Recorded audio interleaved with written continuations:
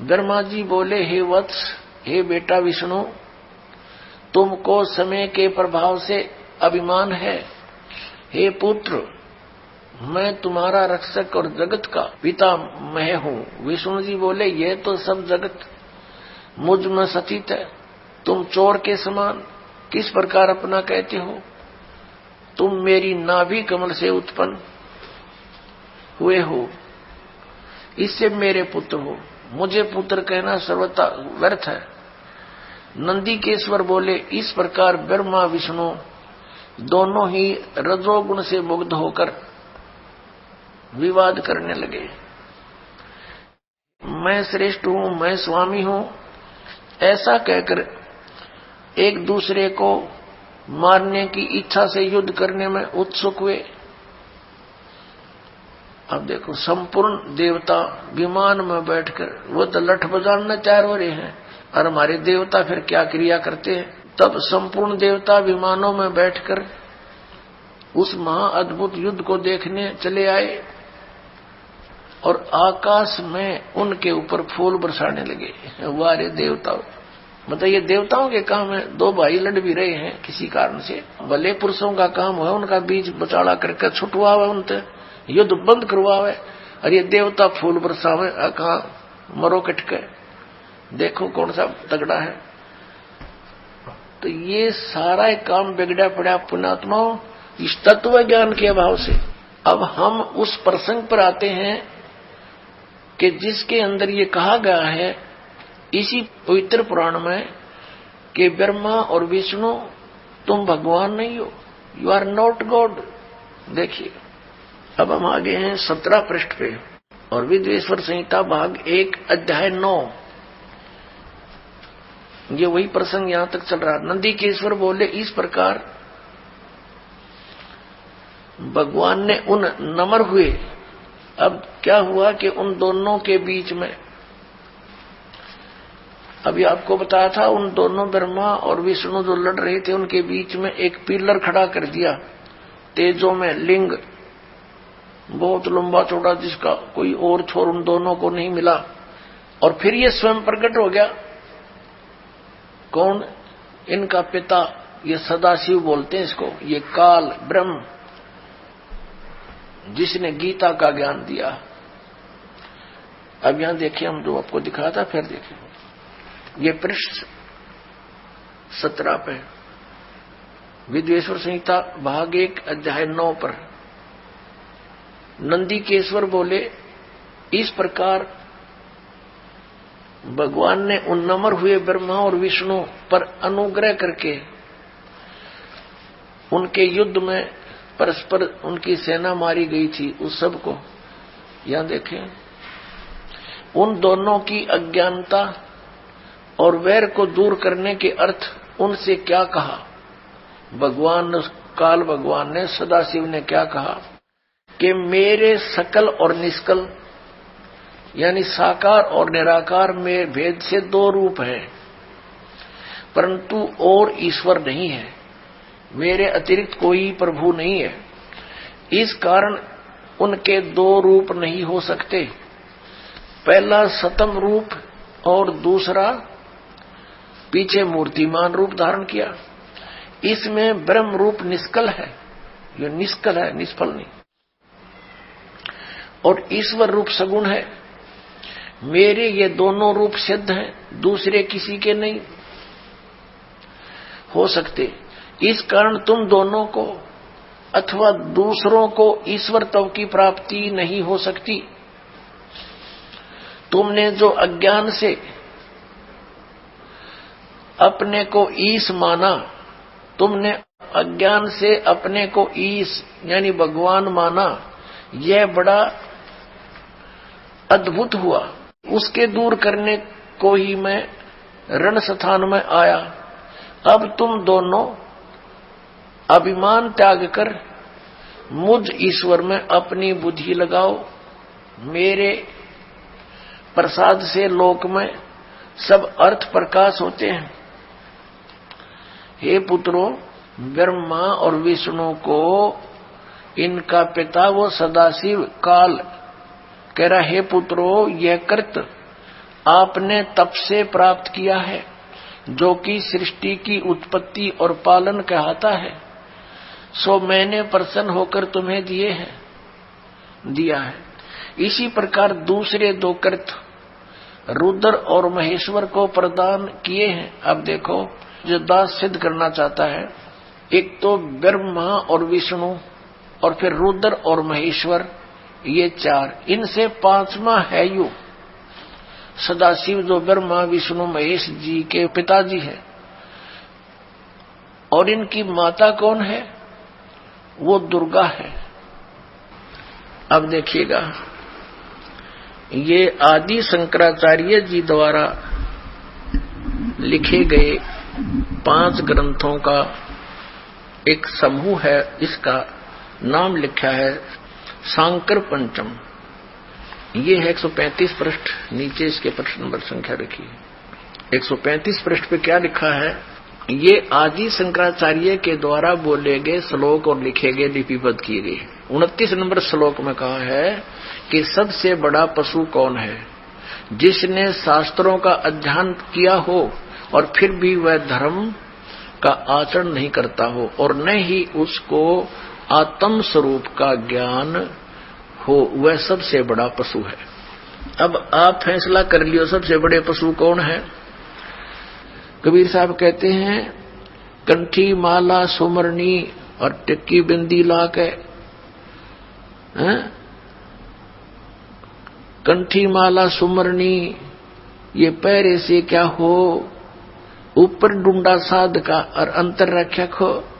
ऊपर तो दिखा बड़ा महात्मा है, तिलक तलक लगा के, बिंदी बिंदी ला के, माला 4 पैर के, नो दिखा बड़ा महापुरुष है पहुंचा हुआ, और अंदर खक नहीं, तुम्हारे पास ज्ञान नहीं, अज्ञान से भरे हो।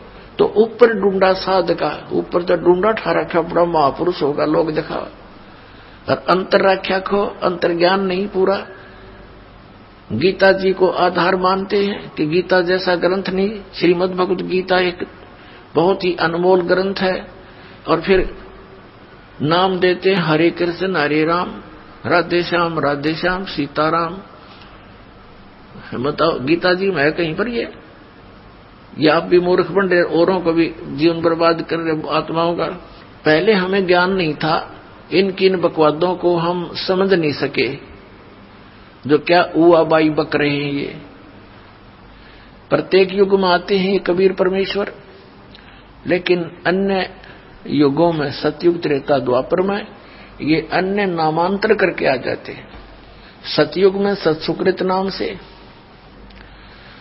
त्रेता में मुनिंदर नाम से, और द्वापर में करुणामय नाम से, और कलयुग में अपने ओरिजिनल नाम से आते हैं, कबीर नाम से। तो पुण्यात्मा 600 वर्ष पहले परमात्मा ने इन श्री ब्रह्मा, श्री विष्णु, श्री शिव जी, इनके पिता और इनकी माता की उत्पत्ति बताई थी।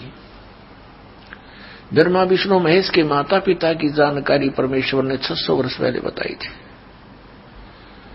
लेकिन इन अज्ञानी ऋषियों ने, तत्वज्ञानहीनों ने, मंडलेश्वरों ने परमात्मा के उस अमृत ज्ञान को, उस यथार्थ ज्ञान को जनता तक नहीं जाने दिया,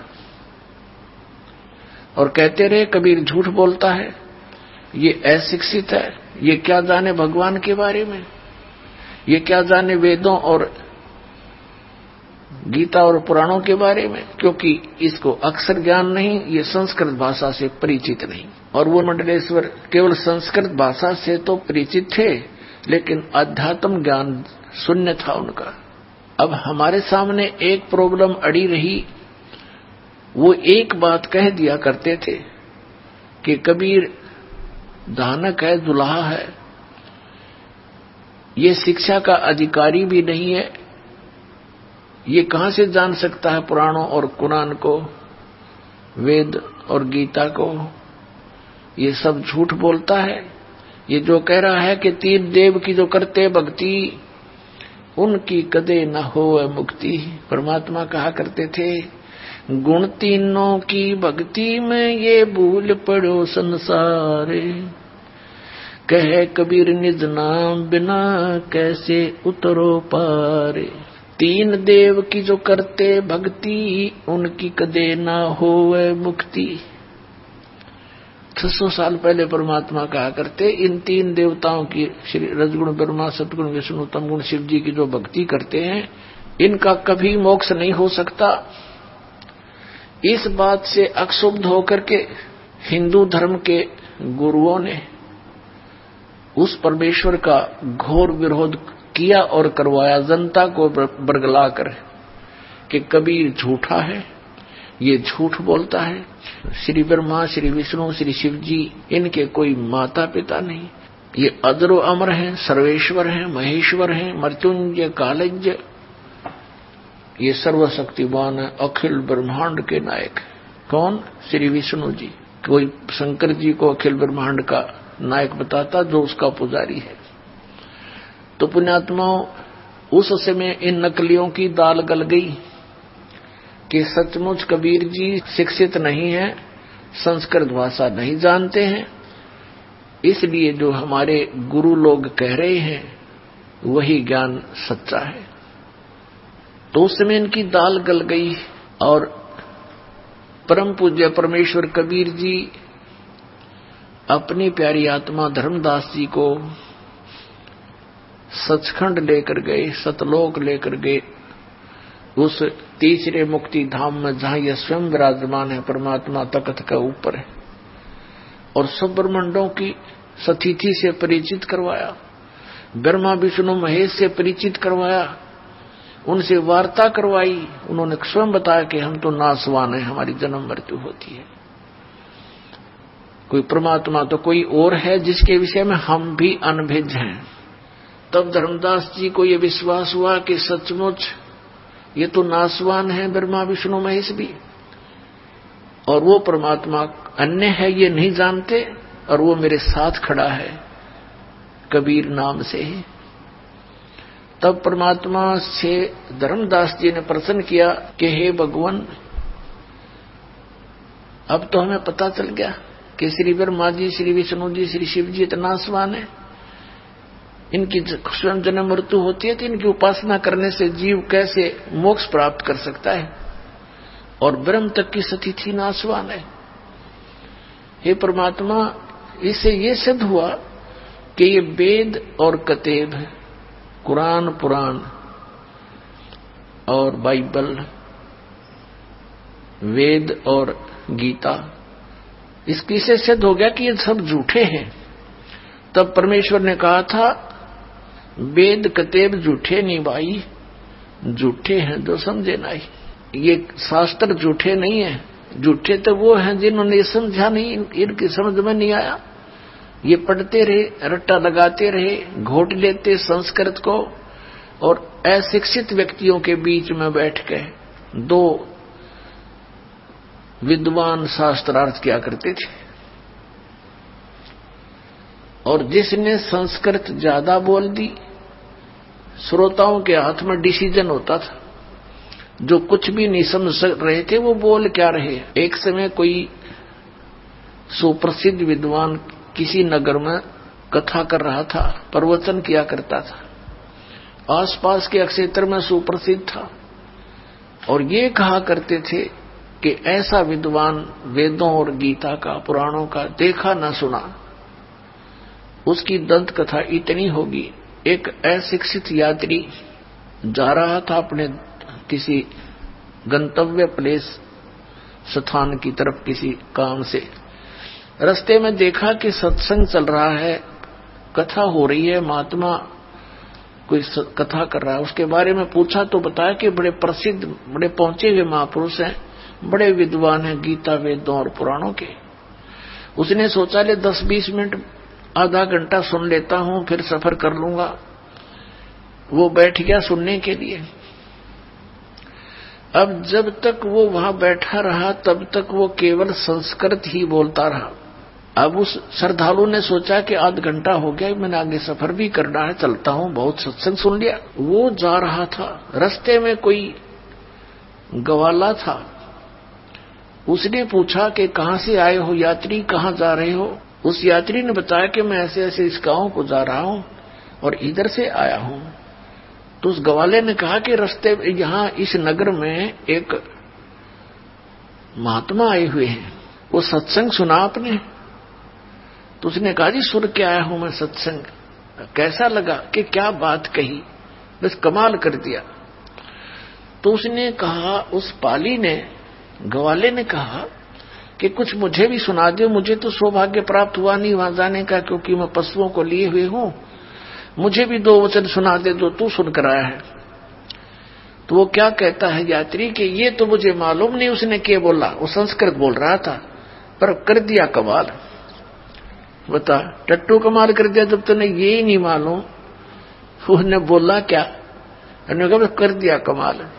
तो पुण्यात्मा इस तरह ये लोक वेद के आधार से सुनी सुनाई बातों से एक दूसरे से सुनकर ये महापुरुष और मैं ऋषि पाक रहे थे, न कख नहीं पता था किसी ने भी। अब ये दास ने जो शब्द बोल दिया कि किसी ने भी कुछ पता नहीं था, तो ये भगत समाज का गले नहीं उतरे कि ऐसा क्या किसी को भी मालूम नहीं था? किसी को छोड़ो, ब्रह्मा विष्णु महेश को भी ज्ञान नहीं। एक कबीर परमात्मा को छोड़कर या उन महापुरुषों के को छोड़ दो जिनको भगवान मिले, बाकी किसी को ज्ञान नहीं। अपनात्मा सदग्रंथों में जो गूढ़ रहस्य आज तक ये नकली ऋषि महर्षि और ब्रह्मा विष्णु महेश तक नहीं समझ सके, उन गूढ़ रहस्यों को रूबरू किया है, समझा है, अच्छी तरह आपके पास लाया हूं। इसमें अभिमान का तो कोई बात तय को नहीं, और सच्चाई है ये जो दास आपको कह रहा है कि किसी को भी अध्यात्म ज्ञान नहीं है इस दास के अतिरिक्त वर्तमान में। लेकिन जो महापुरुष हुए हैं, जिनको परमात्मा मिले हैं, वो तो परिपूर्ण थे ही। जिनको भगवान मिल गए फिर वो कैसे कच्चे रह सकते हैं? वो कौन कौन है? आदरणीय धर्मदास साहिब जी, आदरणीय मुलुकदास साहिब जी, आदरणीय नानक साहिब जी, आदरणीय दादू साहिब जी, आदरणीय गरीबदास साहिब जी, गांव छुड़ानी, जिला झज्जर, हरियाणा वाले, और आदरणीय गीसा दास साहिब जी, गांव खेखड़ा, जिला मेरठ और उत्तर प्रदेश वाले। इन महापुरुषों को छोड़कर जो दास के नॉलेज में है, उनके अतिरिक्त अध्यात्म ज्ञान किसी के पास नहीं था। सब उवाबाई बक रहे थे। थोड़ी सी झलक दिखाता हूं, ये देखिएगा। श्रीमद देवी भागवत सचित्र मोटा टाइप, गीता प्रेस गोरखपुर से प्रकाशित। श्रीमद देवी भागवत सचित्र मोटा टाइप, संपादक हनुमान प्रसाद पोदार, चिमनलाल गोस्वामी। प्रकाशक में मुद्रक हैं गीता प्रेस गोरखपुर, गोविंद भवन कार्यालय, कोलकाता का संस्थान। इसका पहला स्कंद पढ़ते हैं और पृष्ठ 28 पर। अब देखना, एक समय नारद जी और व्यास जी का संवाद हुआ। नारद जी से व्यास जी ने प्रश्न किया तो नारद जी ने उसका उत्तर दिया। नारद जी ने कहा, महाभाग व्यास जी, तुम इस विषय में जो पूछ रहे हो ठीक यही प्रश्न मेरे पिताजी ने भगवान श्री हरि से किया था। देवा अधिदेव भगवान जगत के स्वामी हैं। लक्ष्मी जी उनकी सेवा में उपस्थित रहती हैं। दिव्य कौस्तुमणि उनकी शोभा बढ़ाती है। वे शंख चक्र गदा लिए रहते हैं, पीताम्बर धारण करते हैं, 4 भुजाएं। वे चराचर जगत के आश्रयदाता हैं। ये विष्णु जी की महिमा कर रहे हैं, नारद जी के ब्रह्मा जी ने बताई थी। जगत गुरु एवं देवताओं के भी देवता हैं। ऐसे जगत प्रभु भगवान श्री हरि महान तप कर रहे थे, उनकी समाधि लगी थी। यह देखकर मेरे पिता ब्रह्मा जी को बड़ा आश्चर्य हुआ। अतः उन्होंने जानने की इच्छा प्रकट की। ब्रह्मा जी ने पूछा, प्रभु आप देवताओं के अध्यक्ष, जगत के स्वामी और भूत भविष्य एवं वर्तमान सभी जीवों के एकमात्र शासक हैं। भगवान फिर आप क्यों तपस्या कर रहे हैं और किस देवता की आराधना में ध्यान मग्न है? मुझे असीम आश्चर्य तो यह हो रहा है कि आप देवेश्वर एवं सारे संसार के शासक होते हुए भी समाधि लगाए बैठे हैं। ये तो है ज्ञान श्री ब्रह्मा जी का विष्णु जी को सर्वेश्वर बता रहा है। ब्रह्मा जी के विनीत वचन सुनकर भगवान श्री हरि यानी विष्णु जी बोले। फिर श्री हरि कहने लगे, ब्रह्मन सावधान होकर सुनो, मैं अपने मन का विचार व्यक्त करता हूं। देवता, दानव और मानव सब यही जानते हैं कि तुम सृष्टि करते हो, मैं पालन करता हूं और शंकर संहार किया करते हैं। किंतु फिर भी वेद के पारगामी पुरुष अपनी युक्ति से यह सिद्ध करते हैं कि रचने, पालने और संहार करने की यह योग्यता जो हमें मिली है, इसकी अधिष्ठात्री शक्ति देवी है, दुर्गा है।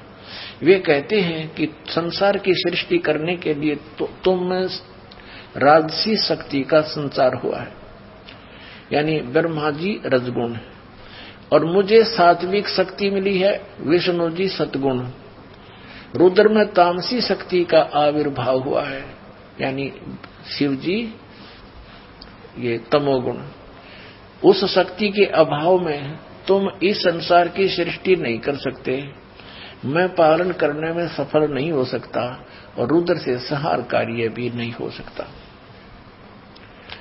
हम सभी उस शक्ति के सहारे ही अपने कार्य में सदा सफल होते आए हैं।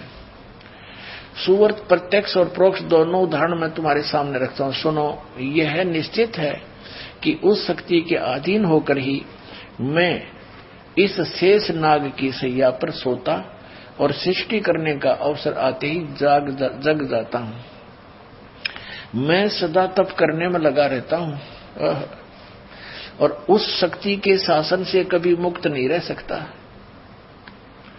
कभी अवसर मिला तो लक्ष्मी के साथ सुखपूर्वक समय बिताने का सौभाग्य प्राप्त होता है। मैं कभी तो दानों के साथ युद्ध करता रहता हूं। अखिल जगत को भय पहुंचाने वाले दैत्यों के विकराल शरीरों को शांत करना मेरा परम कर्तव्य हो जाता है।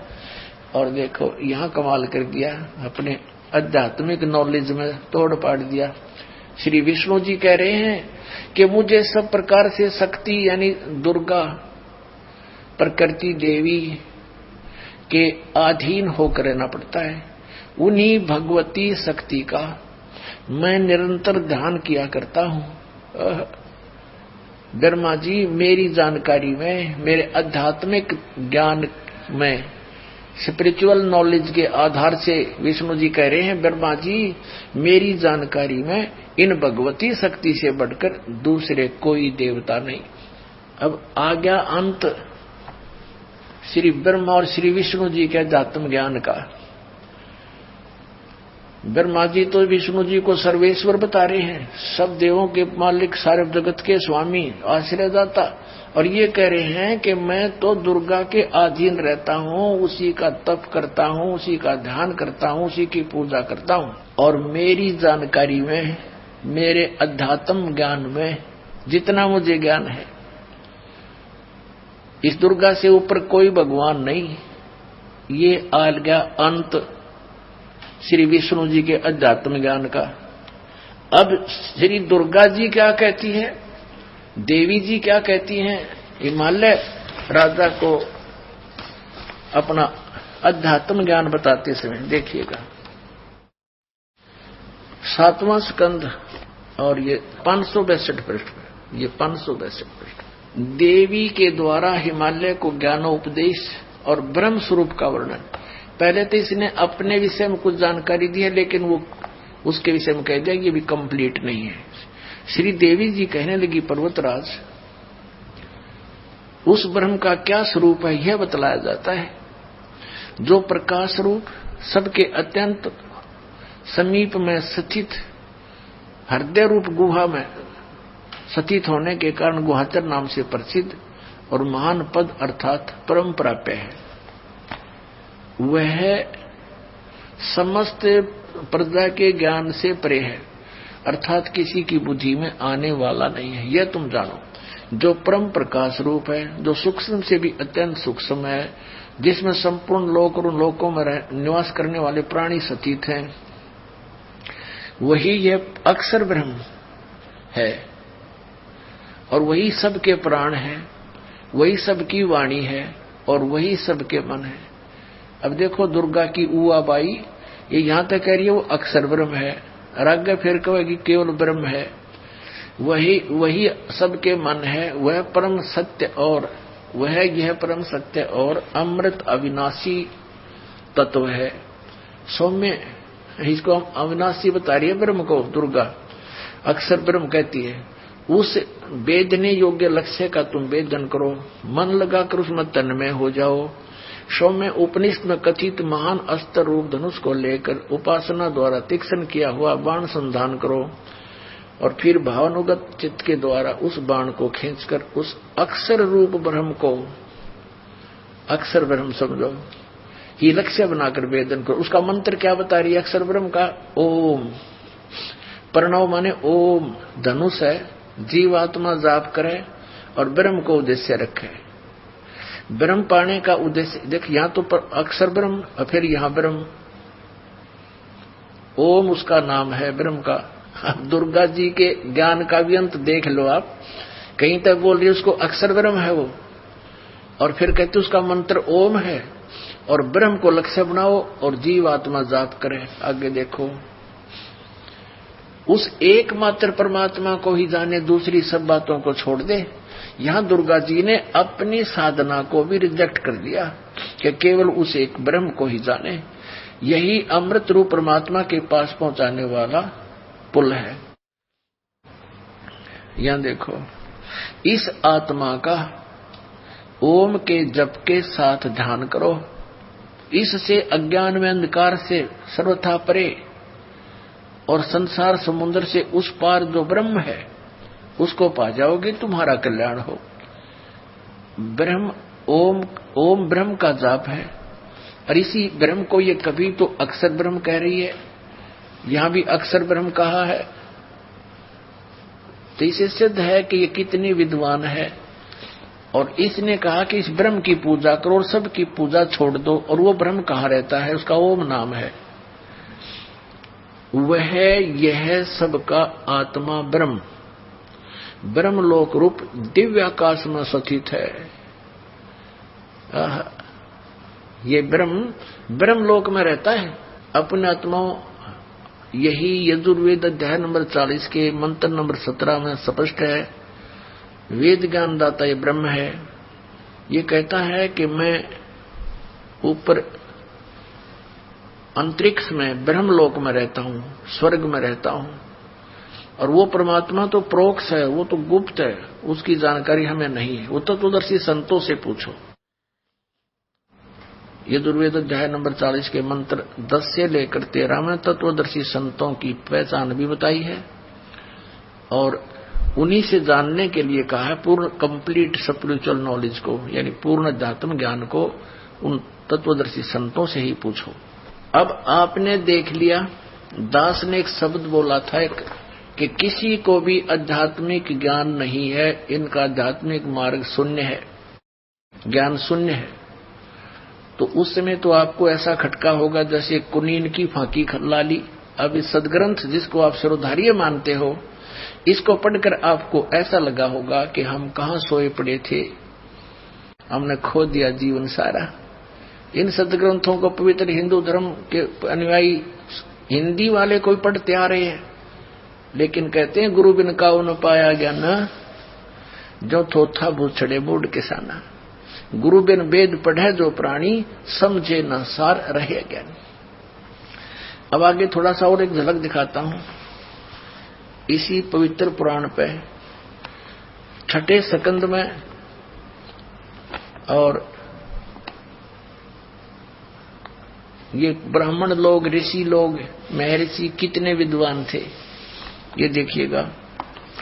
श्रीमद् देवी भागवत 6ठा स्कंद पृष्ठ 414।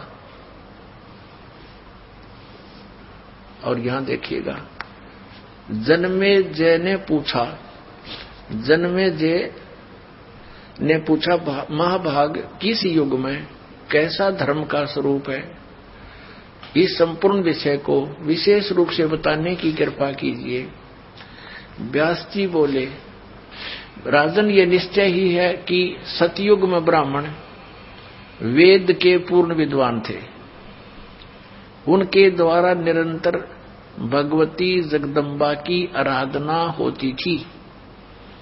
भगवती का दर्शन करने के लिए उनका मन सदा ललायित रहता था।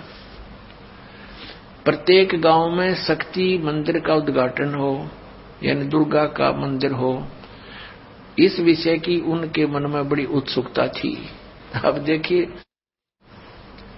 क्या कहा व्यास जी ने कि सतयुग के ब्राह्मण ऋषि महर्षि जिनको कहते हैं, ये वेद के पूर्ण विद्वान थे और दुर्गा की पूजा करते थे। ये खाक विद्वान थे वेद के। वेद में कहीं लिखा है दुर्गा की पूजा के विषय में?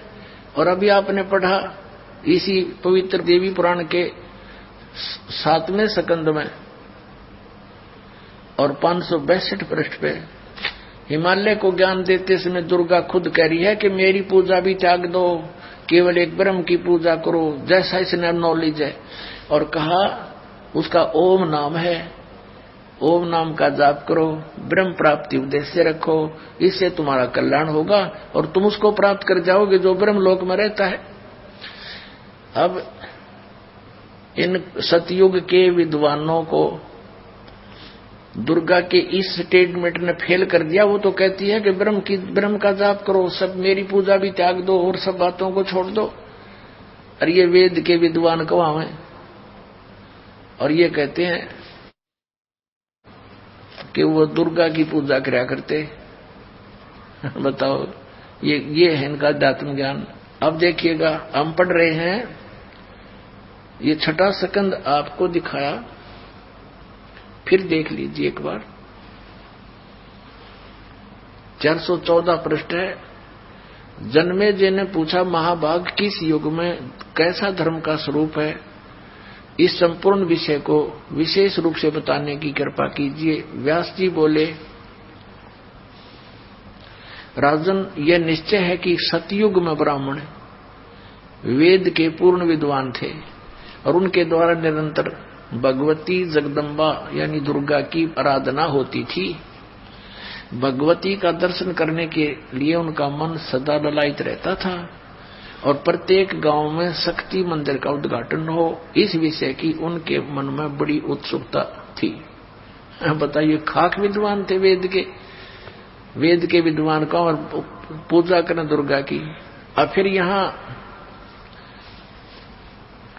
व्यास जी बता रहे हैं कि धर्म की यही स्थिति त्रेता में भी रही, परंतु कुछ ह्रास हो गया। सतयुग की जो स्थिति थी वह द्वापर में विशेष रूप से कम हो गई। राजन, उन प्राचीन युगों में सतयुग त्रेता द्वापर में जो राक्षस समझे जाते थे वे कलयुग में ब्राह्मण माने जाते हैं। ले भाई, इन ब्राह्मणा की सुन लो राम कहानी। इन ब्राह्मणा की सुन लो कलयुग के ब्राह्मण कैसे हैं कि जो सतयुग त्रेता द्वापर में राक्षस हुआ करते, इसे वर्तमान के ब्राह्मण है कलयुग के।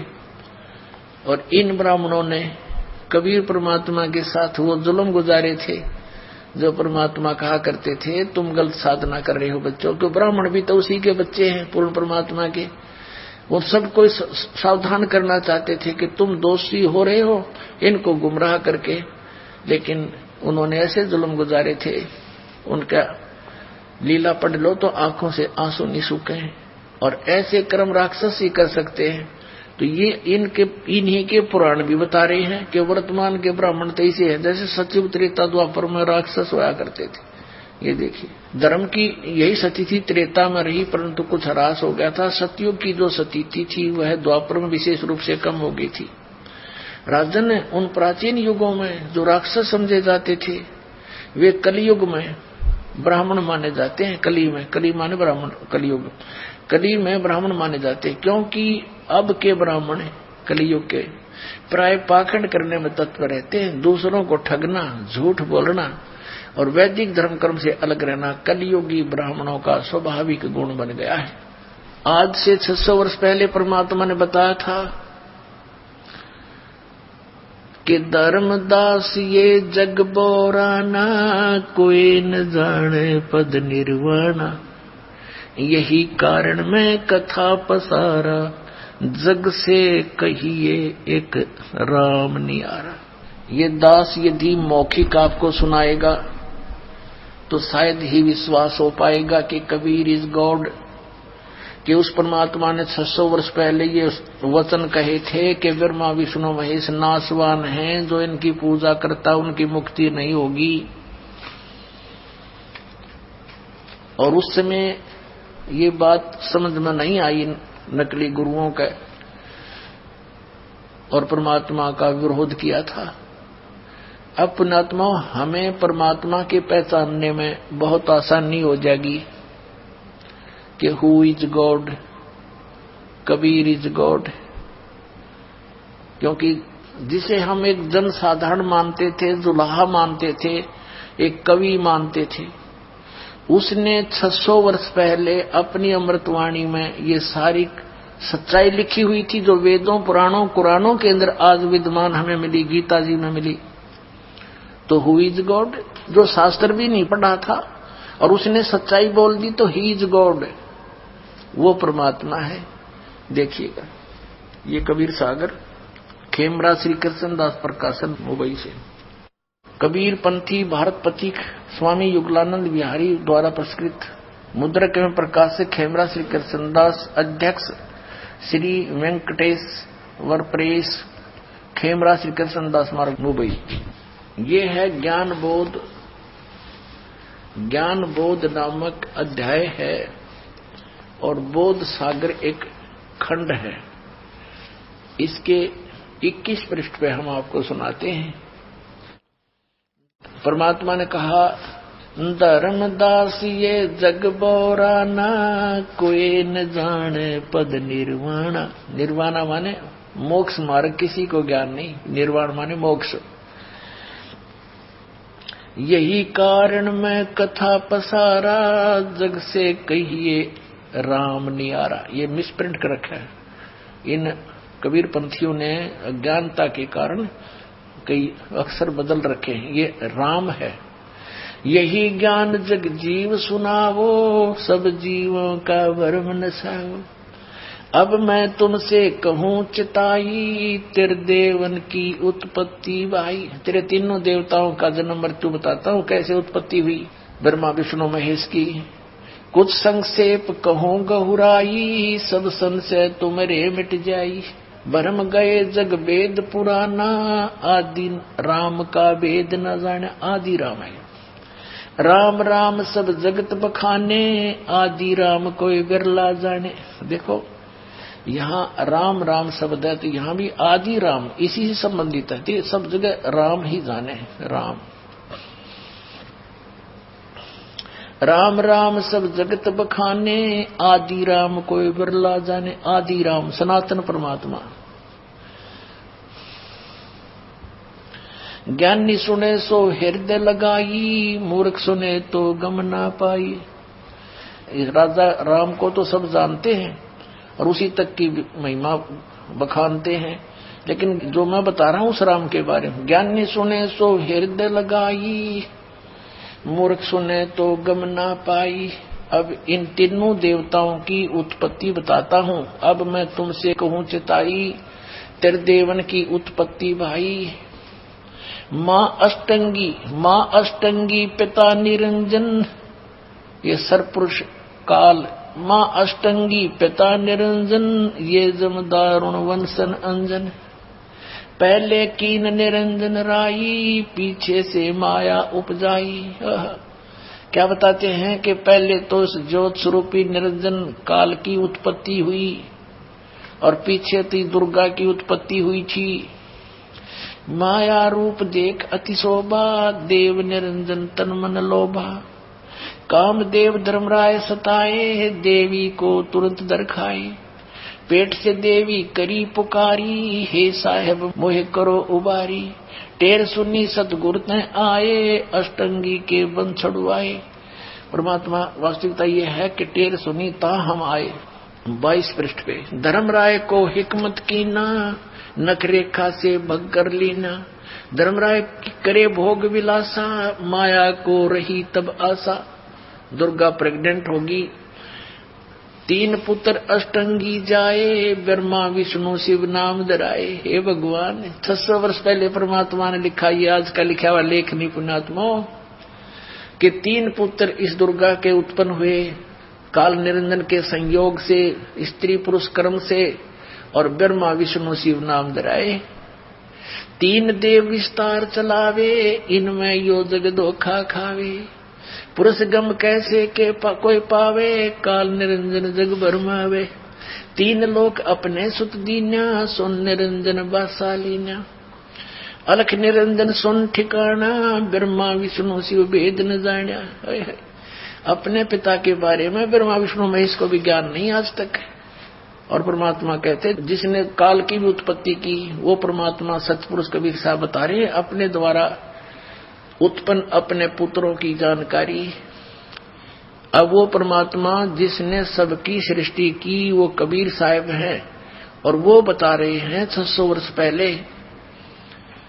जिसको ये कहते थे वेद नहीं पढ़े, गीता नहीं पढ़ी, क्योंकि संस्कृत नहीं जानता, पुराणों की क्या जाने ये, वो तो जानी जान थे, वो तो सबके रचनहार थे। उनको इन वेदों कतेबों से लेना देना क्या था? उन्हें जो बोलना था वो सच्ची बोलनी थी, वो लिख कर चले गए। आज इसी सच्चाई का समर्थन हमारे पवित्र सदग्रंथ कर रहे। इससे सिद्ध हो रहा है कि कबीर इज गॉड, वो कबीर सृजनहार है, हमारा सबका क्रिएटर है। अब देखिएगा, 3 देव सो उसको धावे, निरंजन का वो पार ना पावे। अलख निरंजन बड़ा बटपारा, बटपारा माने ठग है, ये धोखा देने वाला। 3 लोक जीव कीन आहारा, ब्रह्मा विष्णु शिव नहीं बचाए, सकल खाए पुन दूर उड़ाए। तिनके सुत हैं तीनों देवा, अंदर जीव करते हैं सेवा। अब दे तोड़ पाड़ दिया परमात्मा ने, कमाल कर दिया कि ये इन दुर्गा और काल के सुत हैं, पुत्र हैं ये 3 देवता, ब्रह्मा विष्णु और शिव। और अंधर जीव, तत्व ज्ञानहीन प्राणी अंधे, तत्व ज्ञान नेत्रहीन अंधे यानी ज्ञानहीन, इन्हीं की पूजा करते हैं। सेवा माने पूजा। तिनके सुत हैं तीनों देवा, अंदर जीव करते हैं सेवा। अंधे इनकी पूजा करते हैं। अकाल पुरुष काहू नहीं चीन्या, काल पाए सभी गए लीन्या। ऐसा राम सकल जग जाने, आज राम को ना पहचाने। तीनों देव और असुर अवतारा, ताको बजे सकल संसारा। तीनों गुण का ये विस्तारा, धर्मदास मैं कहूँ पुकारा। गुण तीनों की भक्ति में, भूल पड़ो संसारी। कहे कबीर निज नाम बिन, कैसे उतरो पार। पुण्यात्माओं, ये तो आप जी ने परमेश्वर कबीर जी द्वारा लगभग 600 वर्ष पहले बोला यथार्थ ज्ञान उस पवित्र कबीर सागर के अंदर पढ़ा, जो आदरणीय धर्मदास जी ने लिपिबद्ध किया था। अब हम ये देखना चाहेंगे कि यदि ये वचन, यही जानकारी हमारे पवित्र सदग्रंथ पुराणों में मिल जाती है, तो फिर हु इज गॉड, कौन है भगवान और कौन है विद्वान? कबीर इज गॉड और कबीर ही है विद्वान। अब दिखाते हैं आपको। ब्रह्मा विष्णु शिव की उत्पत्ति की थोड़ी सी झलक दिखाते हैं। और ये तीनों नासवान हैं, ये भी दिखाते हैं। ये देखिएगा, श्रीमद् देवी भागवत और गीता प्रेस गोरखपुर से प्रकाशित है। संपादक हनुमान प्रसाद पोदार, चिमनलाल गोस्वामी। प्रकाशक के मुद्रक हैं गीता प्रेस गोरखपुर, गोविंद भवन कार्यालय कोलकाता का संस्थान। ये इनके फोन और फैक्स नंबर है। इसके 123 पृष्ठ पर हम आते हैं। 3रा स्कंद है और ये 4था अध्याय चल रहा है, 123 पृष्ठ पे।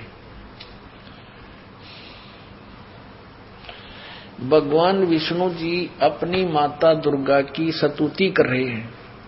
तुम शुद्ध स्वरूपा हो, ये सारा संसार तुम से उद्भासित हो रहा है। मैं ब्रह्मा और शंकर हम सभी तुम्हारी कृपा से विद्यमान हैं। हमारा आविर्भाव और तिरोभाव हुआ करता है। केवल तुम ही नित्य हो, जगत जननी हो, प्रकृति और सनातनी देवी हो।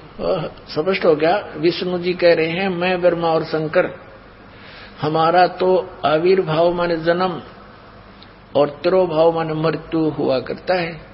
केवल तुम ही नित्य हो, जगत जननी हो। ये भी प्रकृति भी दुर्गा को कहते हैं, ये भी ध्यान रखना, आपको गीता जी में काम आओगे।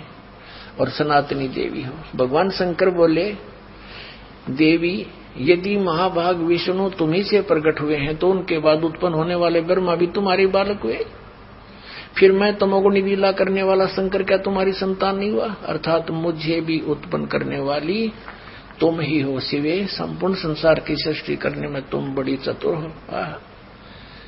अपने आत्माओं ये तो एक सदग्रंथ तो वन है, वन हमने जितनी जड़ी की जरूरत है वो निकाल लेंगे, औषधि बना लेंगे, बाकी वन का हम क्या करेंगे ये देखना, वो औषधि निकाल रखिए। इस संसार की सृष्टि स्थिति और संहार में तुम्हारे गुण सदा समर्थ हैं। इन्हीं तीनों गुणों से उत्पन्न हम रजगुण ब्रह्मा, सतगुण विष्णु, तमगुण शिव जी, ब्रह्मा विष्णु शंकर नियमानुसार कार्य में तत्पर रहते हैं। अपने आत्मा इस पवित्र देवी पुराण के इस थोड़े से विवरण में कितने कंसेप्ट क्लियर कर दिए? 5। नंबर 1 तो ये हो गया कि ब्रह्मा विष्णु महेश नाशवान है। दूसरा ये हो गया कि इनकी जन्म मृत्यु होती है। तीसरा ये हो गया कि दुर्गा इनकी माता है। और चौथा ये हो गया कि प्रकृति भी दुर्गा को कहते हैं। और 5वां ये हो गया कि रजगुण ब्रह्मा, सतगुण विष्णु, तमगुण शिव जी। और 6ठा ये हो गया कि ये केवल नियमित कार्य ही कर सकते हैं, जिसका जैसा कर्म है उतना ही दे सकते, उसमें कोई परिवर्तन नहीं कर सकते, ना घटा सकते ना बढ़ा सकते। तो ये 5 कंसेप्ट क्लियर हो गए। चाहे न 6 कह लो, क्योंकि दुर्गा इनकी माता है, इनका जन्म मृत्यु होता है और ये अविनाशी नहीं। जन्म मृत्यु होता है तो अविनाशी भी नहीं है, तो इसको हम एक ही गिन लेते हैं। तो ये 5 कंसेप्ट क्लियर हो गए थोड़े से विवरण में। अरे 5500 वर्ष हो गए इनको कागज पर लिखे हुए को, इन सदग्रंथों को, और आज तक ये हमारे धार्मिक गुरु ये नकली कख नहीं बता सके। हमारे उवाबाई बकते हैं श्री कृष्ण जी अखिल ब्रह्मांड के स्वामी हैं, अखिल ब्रह्मांड के नायक हैं, श्री कृष्ण स्वयं भगवान है, इसके अतिरिक्त कोई भगवान ही नहीं है। इन कख का पता है? उवाबाई बक रहे हैं, दुनिया को मूर्ख बना दिया, काल के मुंह में फंसा दिया, सब भूत बनवा दिए, शास्त्र विरुद्ध साधना करवा के। अब और डिटेल दिखाते हैं कि इनका पिता कौन है। मां का तो बेड़ा पट गया पवित्र दुर्गा पुराण में, देवी पुराण में। अब संक्षिप्त शिव पुराण दिखाते हैं आपको। गीता प्रेस गोरखपुर से प्रकाशित, संपादक हनुमान प्रसाद पोदार, ये वहीं से गीता प्रेस गोरखपुर से प्रकाशित व मुद्रित है। गोविंद वनकारियर कोलकाता का संस्थान गोरखपुर। अब इसके आपको 98वें पृष्ठ से शुरू कराते हैं। ये 98वें पृष्ठ संक्षिप्त शिव पुराण, इसके लास्ट से लेंगे थोड़ा सा, इससे आगे लिंक बन जाता है, इसका क्रम बन जाता है। अपने पुत्र नारद की यह बात सुनकर लोक पितामह ब्रह्मा वहां इस प्रकार बोले। 5वां अध्याय समाप्त हुआ। रुद्र संहिता, ये रुद्र संहिता है। ब्रह्मा जी ने कहा, ब्रह्मन देव शिरोमणे, तुम सदा समस्त जगत के उपकार में लगे रहते हो। तुमने लोगों के हित की कामना से यह उत्तम बात पूछी है, जिसमें चराचर जगत नष्ट हो गया था, सर्वत्र केवल अंधकार ही अंधकार था, कुछ भी नहीं था। उस समय तत् सद ब्रह्म, इस वृत्ति में जो सत्य सुना जाता है एकमात्र वही शेष था। अब ये हमने 99वें पृष्ठ पर पढ़ा रुद्र संहिता का 5वां अध्याय 6वां अध्याय पढ़ रहे हैं संक्षिप्त शिवपुराण। अब 100 पर पढ़ेंगे। ब्रह्मा जी क्या कह रहे हैं? जिस परब्रह्म के विषय में ज्ञान और अज्ञान से पूर्ण उक्तियों द्वारा इस प्रकार विकल्प किए जाते हैं। ब्रह्मा जी का है कुछ ज्ञान कुछ अज्ञान से विकल्प किए जाते हैं। उसने कुछ काल के बाद द्वितीय की इच्छा प्रकट की। उसके भीतर एक से अनेक होने का संकल्प उदित हुआ। उस निराकार परमात्मा ने अपनी लीला शक्ति से अपने लिए मूर्ति की कल्पना की। जो मूर्ति रहित परम ब्रह्म है उसकी मूर्ति ये सदाशिव है। भगवान सदाशिव है। अर्वाचीन और प्राचीन विद्वान उन्हीं को ईश्वर कहते हैं। उस समय एकाकी रहकर स्वेच्छानुसार विहार करने वाले उन सदाशिव ने अपने विग्रह से स्वयं ही एक स्वरूप भूता शक्ति की सृष्टि की। अब यूं कहता ना कुछ ज्ञान और कुछ अज्ञान सुनाऊंगा, ऐसे सुना जाता। पूर्ण परमात्मा कबीर साहब कहते हैं हम ब्रह्मा को मिले आकर के ब्रह्मा को समझाया, ज्ञान इसने ध्यानते सुना, इसने मेरे को गुरु भी धारण किया। फिर दूसरी बार जब ये गए परमात्मा इनको आगे मंत्र देने के लिए, पीछे से काल ने इनकी बुद्धि फेर दी और कहा ये सब झूठ बोलता है, ये सब झूठा है, इसकी बातों में मत आना। दूसरी बार परमात्मा गए, ब्रह्मा जी ने महत्व नहीं दिया, उनको अनदेखा किया उनकी बातों को और कहा कि नहीं, हमें जो ज्ञान है वो सही है, आप यथार्थ ज्ञान से परिचित नहीं है। लेकिन फिर भी परमात्मा से सुने उस ज्ञान को कुछ आधार बनाया इसने। निराकार आकार में होया, सदाशिव बन गया। उसने अपने ही अंग से एक स्त्री की उत्पत्ति की, दुर्गा की, जो उसके श्रीअंग से कभी अलग होने वाली नहीं थी।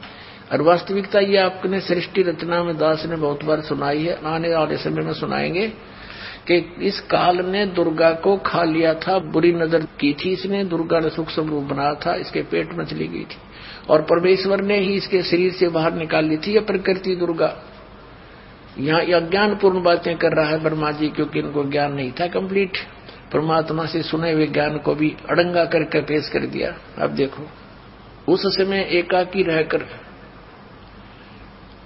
भगवान सदाशिव अर्वाचीन और प्राचीन विद्वान उन्हीं को ईश्वर कहते हैं। उस समय एकाकी रहकर स्वेच्छानुसार विहार करने वाले सदाशिव ने, इस काल ने, इस सदाशिव रूप में प्रकट हो गया काल, अपने विग्रह से स्वयं ही एक स्वरूप भूता शक्ति की सृष्टि की, जो उनके अपने श्रीअंग से कभी अलग होने वाली नहीं थी। ये इसने अड़ंगा डाल रखे यहाँ पर। उस पराशक्ति को प्रधान प्रकृति गुणवती माया, उसको प्रधान भी कहते हैं, प्रकृति भी कहते हैं। बुद्धि तत्व की जननी विकार रहित बताया, वह शक्ति अंबिका भी कही गई है। उसी को प्रकृति जोर देकर कहा प्रकृति। और सर्वेश्वरी त्रिदेव जननी, ब्रह्मा विष्णु महेश की माता, जन्म देने वाली, नित्य और मूल कारण भी कहते हैं। सदाशिव द्वारा प्रकट की गई उस शक्ति के 8 भुजाएं हैं। नाना प्रकार के आभूषण उसके श्री अंगों की शोभा बढ़ाते हैं। वह देवी नाना प्रकार की गतियों से संपन्न है और अनेक प्रकार के अस्त्र शस्त्र धारण करती है। हो गया ना, उसके 8 भुजाएं हैं, सीधा दुर्गा है ये। एकाएकिनी होकर भी वह माया संयोग वसात अनेक हो जाती है।